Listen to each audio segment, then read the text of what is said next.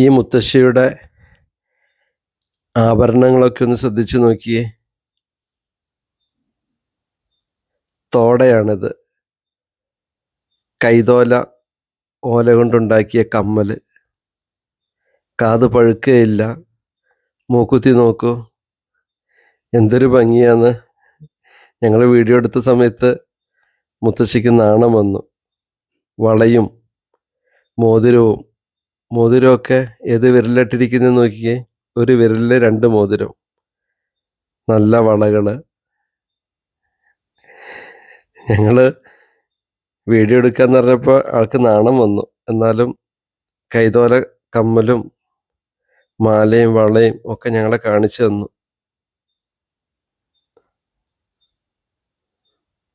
സുന്ദരിയാന്ന് പറഞ്ഞപ്പോൾ ഒത്തിരി ഇഷ്ടമായി.